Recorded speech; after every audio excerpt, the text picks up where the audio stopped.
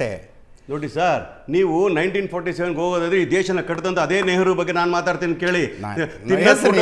ಕೇಳಿ, ನಾನು ಹೆಸರಲ್ಲಿ ಹೇಳ್ತೀನಿ ಕೇಳಿ. ಈ ದೇಶದ ಮೊದಲ ಪ್ರಧಾನಿ ದೇಶಕ್ಕೆ ಕೊಟ್ಟಂತ ಕೊಡುಗೆ ಇವತ್ತಿನ ದಿವಸ, ಪ್ಲಸ್ ಅದರಿಂದ ತದನಂತರ ಬಂದಂತ ಮನಮೋಹನ್ ಸಿಂಗ್ ಕೊಟ್ಟಂತ ಕೊಡುಗೆಗಳಿಂದ ಇವತ್ತು ಆರ್ಥಿಕವಾಗಿ ದೇಶ ಸಬಲೀಕರಣ ಆಗ್ಲಿಕ್ಕೆ ಕಾರಣ. ಅಂದ್ರೆ ನಾ ಹೇಳೋದು ಯಾವಾಗ್ಲೂ ಮಾತನಾಡುವಾಗ ಇಲ್ಲ ಇಲ್ಲ ಇಲ್ಲ ಒಂದು ಪರ್ಸೆಪ್ಷನ್ ಆಫ್ ಹಿಸ್ಟ್ರಿ ಇರ್ಲಿ ಅನ್ನೋದು ನನ್ನ ನಿರೀಕ್ಷೆ ರೀ, ಅದಷ್ಟೇ, ಇನ್ನೇನಿಲ್ಲ. ನಿಮ್ಮ ನಾಲೆಜ್ಗೆ ನಾನು ಒಪ್ತೇನೆ.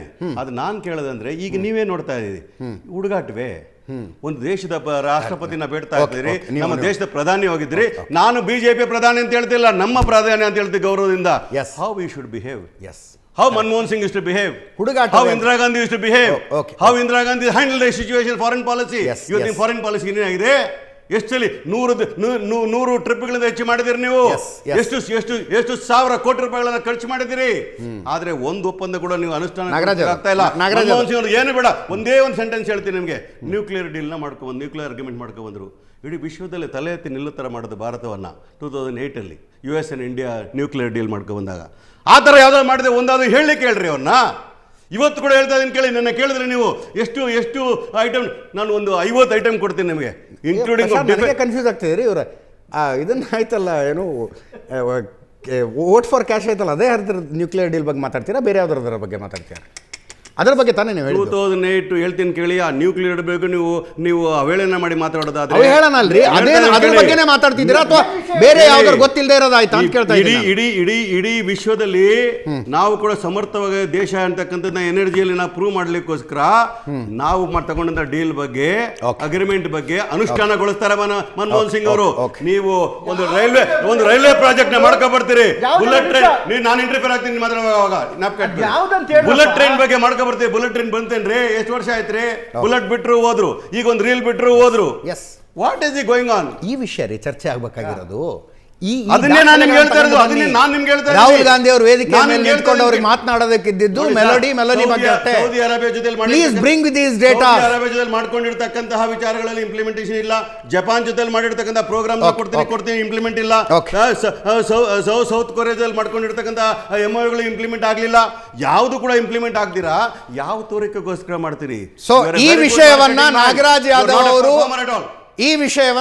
ಯಾದವ್ ಅವರು ಸುವರ್ಣ ನ್ಯೂಸ್ನ ಡಿಬೇಟ್ನಲ್ಲಿ ಹೇಳಿ, ನಾವು ಇವತ್ತು ಮೆಲೋಡಿ ಬಗ್ಗೆ ಮಾತಾಡೋಣ ಅಂತ ರಾಹುಲ್ ಗಾಂಧಿ ಅವರು ಅದರ ಬಗ್ಗೆ ಮಾತಾಡಿದ್ದಾರೆ ಅಂತ ಅನ್ಕೊಳ್ಳೋಣ. ಎನ್ ಚಂದ್ರಶೇಖರ್ ಅವರೇ, ಬೆನಜೀರ್ ಭುಟ್ಟೋ ಅವರ ಆಟೋಬಯೋಗ್ರಫಿ ಇದೆ ರೀ, ಡಾಟರ್ ಆಫ್ ಈಸ್ಟ್ ಅಂತ. ಅದರಲ್ಲಿ ಒಂದು ಇನ್ಸಿಡೆಂಟ್ ಬರೀತಾರೆ ಅವರು. 1972 ಯುದ್ಧದಲ್ಲಿ ಇಡೀ ಪಾಕಿಸ್ತಾನ ಸೇನೆ ಭಾರತದ ಸೇನೆಯ ಮುಂದೆ ಶರಣಾಗತ ಆದಾಗ ಅವರ ತಂದೆ ಪಾಕಿಸ್ತಾನ ಆಳ್ತಾಯಿದ್ರು, ಜುಲ್ಫಿಕರ್ ಅಲಿ ಭುಟ್ಟೋ. ಇವರು ವಿದೇಶದಲ್ಲಿ ವ್ಯಾಸಂಗ ಮಾಡ್ತಾಯಿದ್ರು. ಬೆನಜೀರ್ ಭುಟ್ಟೋ ಭಾರತದ ಜೊತೆಗೆ ಮಾತುಕತೆಗೆ ಹೋಗ್ತಾ ಇದ್ದೀನಿ, ಮುಂದಿನ ದಿನಗಳ ಪಾಠ ಇದು, ಬಾ ಅಂತ ಕರೆಸ್ಕೋತಾರೆ ಇವ್ರನ್ನ.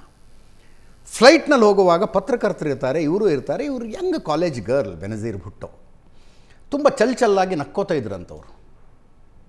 ಕರೆದು ಹೇಳ್ತಾರೆ ಜುಲ್ಫಿಕರ್ ಅಲಿ ಭುಟ್ಟೋ, ದೇಶ ಕ್ರೈಸಿಸ್ನಲ್ಲಿದೆ, ನಾವು ಶರಣಾಗತವಾಗಿರುವ ನಮ್ಮ ಸೈನಿಕರನ್ನು ಬಿಡಿಸ್ಕೊಂಬರೋದಕ್ಕೆ ಮಾತುಕತೆಗೆ ಹೋಗ್ತಾ ಇರೋದು, ಹೀಗೆಲ್ಲ ಚಲ್ಲಾಗಿರಬಾರ್ದು ಅಂತ. ಸಡನ್ನಾಗಿ ಶಿ ಬಿಕಮ್ಸ್ ತುಂಬ ಗಂಭೀರ, ಸೀರಿಯಸ್ ಆಗಿಬಿಡ್ತಾರೆ. ಮತ್ತೆ ಕರೆದು ಹೇಳ್ತಾರೆ, ದೇಶ ಕ್ರೈಸಿಸ್ನಲ್ಲಿದೆ ಅನ್ನುವ ಕಾರಣಕ್ಕಾಗಿ ನಿನ್ನ ಮುಖದ ಮೇಲೆ ಯಾವತ್ತೂ ದುಗಡ ತೋರಿಸಿಕೊಳ್ಬಾರ್ದು ನೀವು ಅಂತ. ಅಂದರೆ ಮುಖಚರ್ಯಗಳು ಕೂಡ ಅಷ್ಟು ಮ್ಯಾಟರ್ ಆಗ್ತವೆ ವಿದೇಶಾಂಗ ವ್ಯವಹಾರದಲ್ಲಿ. ಚಂದ್ರಶೇಖರ್, ಖಂಡಿತ ತುಂಬ ಒಳ್ಳೆ ಮಾತು ಹೇಳಿದ್ರಿ.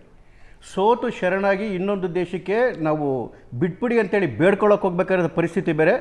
ಇಡೀ ಜಗತ್ತಿನ 4ನೇ ದೊಡ್ಡ ಆರ್ಥಿಕತೆಯಾಗಿ ಇಡೀ ಜಗತ್ತಿನಲ್ಲಿ ಅತಿ ಹೆಚ್ಚು ಮ್ಯಾನುಫ್ಯಾಕ್ಚರಿಂಗ್ ಇದರೊಳಗಡೆಗೆ ಮತ್ತು ಹೈಯೆಸ್ಟ್ ಗ್ರೋಯಿಂಗ್ ದೇಶವಾಗಿ ಎದೆ ಎತ್ಕೊಂಡು ಬೇರೆ ದೇಶಕ್ಕೆ ಹೋಗಿ ಅಲ್ಲಿ ವ್ಯವಹಾರ ಮಾಡ್ತಕ್ಕಂಥದ್ದು ಬೇರೆ. ಕಾಂಗ್ರೆಸ್ ಅವರು ಯಾವ ವಿಚಾರ ಮಾತಾಡ್ತಾರೆ ಅನ್ನೋದಕ್ಕೆ ನಾನು ಮಾತಾಡೋಕ್ಕೆ ಹೋಗಲ್ಲ. ಯಾಕೆ ಅಂತ ಹೇಳಿದ್ರೆ 12 ನಿಮಿಷ ಮಾತಾಡಿದ್ರೆ 12 ನಿಮಿಷ ಮಾತಾಡಿದ್ರೆ ಪ್ಲೀಸ್ ನೋಡಿ. ಮದುವೆ ಮನೆ ಒಳಗಡೆಗೆ 100 ಅಡುಗೆಗಳಿದ್ರು ಕೂಡ ನೊಣ ಹೋಗಿ ಎಲ್ಲಿ ಕೂತ್ಕೊಳ್ಳುತ್ತೋ ಅನ್ನೋದ್ರ ಮೇಲೆ ನಾವು ಅಡುಗೆ ಬಗ್ಗೆ ಇದು ಮಾಡೋಕ್ಕೆ ಹೋಗಲ್ಲ. ನೊಣ ಯಾವತ್ತು ಅಲ್ಲೇ ಹೋಗಿ ಕೂತ್ಕೊಳ್ಳೋದು. ಹಾಗಾಗಿ ಕಾಂಗ್ರೆಸ್ಗೆ ಯಾವ್ಯಾವ ವಿಷಯ ಬೇಕೋ ಅದೇ ವಿಷಯ ಬೇಕಾಗೋದು. ನೋಡಿ, ಮೆಲೋಡಿ ಅವ್ರ ಜೊತೆ ಮಾತಾಡ್ತಕ್ಕಂಥ ಏನು ವಿಷಯ ಹೇಳಿದ್ರು, ಯಾವತ್ತೂ ಅಷ್ಟೇನೆ ಡಿಪ್ಲೊಮೆಸಿ ಪ್ರೋಟೋಕಾಲಲ್ಲಿ ನಮ್ಮ ವೈಯಕ್ತಿಕ ಸಂಬಂಧಗಳು, ವೈಯಕ್ತಿಕ ಸ್ನೇಹ ಸಂಬಂಧಗಳು ಕೂಡ ತುಂಬ ಇಂಪಾರ್ಟೆಂಟ್ ಆಗ್ತವೆ. ಇಟಲಿಯ ವ್ಯವಹಾರವನ್ನೇ ನೋಡಿ, ಮೋದಿಯವ್ರ ಜೊತೆಗೆ ಮತ್ತು ಮೆಲೋನಿಯವ್ರ ಜೊತೆಗೆ ಏನು ಇವ್ರ ಸ್ನೇಹ ಸಂಬಂಧ ಉತ್ತಮ ಆಗಿದ್ದಕ್ಕೇನೆ ಏನು ಇವ್ರದ್ದು belt and road initiative China ಮಾಡಿತ್ತು. ಅದು ಏನು ಚೈನಾ ಮತ್ತು ಏನು UAE ದೇಶಗಳು ಮತ್ತು ಯುರೋಪ್ಗೆ ಅದರಿಂದ ಫಸ್ಟ್ ಆಚೆ ಬಂದಿದ್ದು ಇಟಲಿ, ಫಸ್ಟ್ ಆಚೆ ಬಂದಿದ್ದು. ಯಾವ ಕಾರಣಕ್ಕೋಸ್ಕರ? ಯಾಕೆ ಅಂತ ಹೇಳಿದ್ರೆ ಅದೇ ಸಂದರ್ಭದಲ್ಲಿ ಇಂಡಿಯಾ ಮಿಡ್ಲ್ ಈಸ್ಟ್ ಯುರೋಪ್ ಕಾರಿಡಾರ್ನ ಭಾರತ ಅನೌನ್ಸ್ ಮಾಡ್ತು.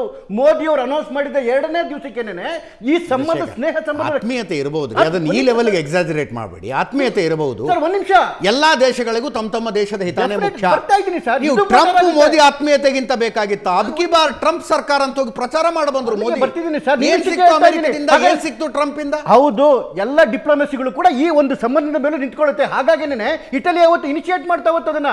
ಯಾಕೆಂತ ಹೇಳಿದ್ರೆ ಭಾರತಕ್ಕೊಂದು ಅದಕ್ಕೊಂದು ಇದಿತ್ತು. ಇವತ್ತು ಇಸ್ರೇಲ್ಗೂ ಕೂಡ ಭಾರತ ಹೇಳ್ತಕ್ಕಂಥ ಒಂದು ಶಕ್ತಿ ಉಳ್ಕೊಂಡಿದೆ. ಯಾಕೆ ಅಂತ ಹೇಳಿದ್ರೆ ಈ ಡಿಪ್ಲೊಮೆಸಿ ಪ್ರೋಟೋಕಾಲ್ಗೆ ಮೀರಿದಂತಹ ಸ್ನೇಹ ಸಂಬಂಧಗಳು ಆ ದೇಶದ ಜೊತೆಗೆ ಇದಾವೆ. ಆ ಕಾರಣಕ್ಕೋಸ್ಕರನೇ ಇವತ್ತು ನೋಡಿ, ಇವತ್ತು ಯುರೋಪ್ ಪ್ರವಾಸ ಮಾಡಿ ಬಂದರು. ಅದಕ್ಕೆ ಮುಂಚೆ ಯು ಎ ಪ್ರವಾಸ ಮಾಡಿ ಬಂದರು. ಯು ಎನಲ್ಲಿ 30 ಬಿಲಿಯನ್ ಏನು ಬ್ಯಾರಲ್ಗಳನ್ನ ನಮ್ಮಲ್ಲಿ ಸ್ಟೋರ್ ಮಾಡ್ತಾರೆ. ಖರ್ಚು ಅವ್ರು ಖರ್ಚು ಮಾಡ್ತಾರೆ. ಆದರೆ ಎಮರ್ಜೆನ್ಸಿ ಪೀರಿಯಡಲ್ಲಿ ನಮಗೆ ಫಸ್ಟ್ ಪ್ರಿಫರೆನ್ಸ್ ಇರುತ್ತೆ. ಅದಾದಮೇಲೆ ಯಾವುದೇ ನಮ್ಮ ಪ್ರಧಾನಮಂತ್ರಿಗಳು ನೋಡಿ, ನಾರ್ವೆಗೆ ಹೋಗಿ 43 ವರ್ಷ ಆಗಿತ್ತು ಒಬ್ಬ ಪ್ರಧಾನಮಂತ್ರಿ. ಯಾವ ಕಾರಣಕ್ಕೋಸ್ಕರ? ನಮ್ಮಲ್ಲಿ ಯುರೋಪ್ ಯೂನಿಯನ್ ಅಂತ ಏನು ಅನ್ಕೊಂಡಿರೋದು ಕೇಳಿದ್ರೆ ಕೇವಲ 3 ದೇಶಗಳು, ಜರ್ಮನಿ, ಫ್ರಾನ್ಸ್, ಇಂಗ್ಲೆಂಡ್ ಬಿಟ್ಬಿಟ್ಟು ಬೇರೆ ಯುರೋಪಿಯನ್ ಕಂಟ್ರಿಗಳ ಬಗ್ಗೆ ನಾವು ನೋಡ್ತಲೇ ಇರಲಿಲ್ಲ. ಆದರೆ ಮೋದಿಯವರು ಕಳೆದ ಬಾರಿ ಹೋದಾಗ ಅವ್ರು ಎಲ್ಲಿಗೋದ್ರು? ಇವತ್ತು ಸ್ಲೋವಾಕಿಯನ್ ದೇಶಗಳಿಗೆ ಹೋದ್ರು, ಜೆಕೋಸ್ಲೋವಾಕ್ ಹೋದ್ರು, ಸ್ಲೋವೇಕಿಯಾಗೆ ಹೋದ್ರು, ಅದಾದ್ಮೇಲೆ ಸೌತ್ ಇದರೊಳಗಡೆಗೆ ಇಟಲಿಗೆ ಹೋದ್ರು. ಅದರಿಂದ ಭಾರತಕ್ಕೆ ಏನಾಯ್ತು? ಡೆಫಿನೆಟ್ ಆಗಿ ಏನು ಭಾರತಕ್ಕಾಗುತ್ತೆ ಅಂತ ಹೇಳಿದ್ರೆ, ಯಾವ ಒಂದು ಟೆಕ್ನಾಲಜಿಕಲ್ ಎಡ್ಜ್ ಬೇಕಿತ್ತಲ್ಲ, ಆ ಎಡ್ಜ್ ಇವತ್ತು ಭಾರತಕ್ಕೆ ಸಿಗೋದು ಶುರುವಾಗಿದೆ. ಇವತ್ತು ನೆದರ್ಲೆಂಡ್ಸ್ಗೆ ಹೋದ್ರು.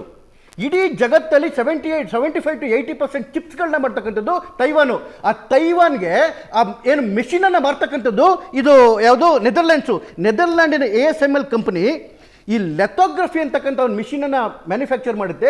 They are the only one manufacturing company in the world.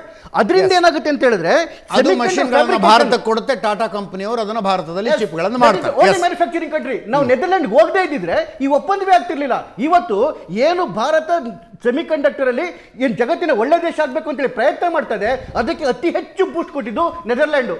ಅದಾದ್ಮೇಲೆ ನಾರ್ವೆ ವಿಚಾರಕ್ಕೆ ಬಂದ್ವಿ. ನಾರ್ವೆ ಜಗತ್ತಿನ ಅತಿ ದೊಡ್ಡ ಶಿಪ್ಪಿಂಗ್ ಮ್ಯಾನುಫ್ಯಾಕ್ಚರಿಂಗ್ ದೇಶ ಅದು ಜಗತ್ತಿನ. ಯಾಕೆಂತ ಹೇಳಿದ್ರೆ ಕಟ್ಟಿಂಗ್ ಎಡ್ಜ್ ಏನು ಟೆಕ್ನಾಲಜಿ ಇದೆ ಅವ್ರ ಹತ್ರ. ಗ್ರೀನ್ ಶಿಪ್ಪಿಂಗ್ ಇದೆ. ಏನ್ ಗ್ರೀನ್ ಶಿಪ್ಪಿಂಗ್ ಅಂತ ಹೇಳಿದ್ರೆ ಎಲೆಕ್ಟ್ರಿಸಿಟಿಯಲ್ಲಿ ಮೂವ್ ಆಗ್ತಕ್ಕಂಥ ಹಡಗುಗಳಿದಾವೆ.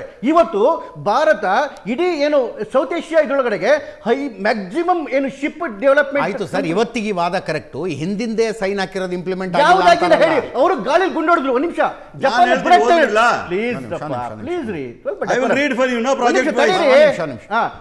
ಜಪಾನ್ ಬುಲೆಟ್ ಟ್ರೈನ್ ಹೇಳಿದ್ರು. ಜಪಾನ್ ಬುಲೆಟ್ ಟ್ರೈನ್ ಇಂಪ್ಲಿಮೆಂಟ್ ಆಗೋದು 2028 ಏಪ್ರಿಲ್ 31ನೇ ತಾರೀಕು ಅನೌನ್ಸ್ ಮಾಡಿದೆ. ಆಗ್ಲೇ ಮಾಡಲ್ ಬಂದಿದೆ. ಕಳೆದ ವಾರ ಆಗ್ಲೇ ಮಾಡಲ್ ಕೂಡ ಪ್ರದರ್ಶನ ಆಯ್ತು. ಜಪಾನಿಂದ ಬಂದಿರ್ತಕ್ಕಂಥ ಬುಲೆಟ್ ಟ್ರೈನ್ ಮಾಡಲ್ ಕೂಡ ಪ್ರದರ್ಶನ ಆಯ್ತು. ಆ ಕೆಲಸ ಆಗ್ಲೇ ಅಕ್ವಿಷನ್ ನಡೀತದೆ, ಇದು ನಡೀತದೆ. 28ಕ್ಕೆ ಏನು ಬುಲೆಟ್ ಟ್ರೈನ್ ಬರಬೇಕು 100% ಬಂದೇ ಬರುತ್ತೆ. ಸಣ್ಣ ಬ್ರೇಕ್.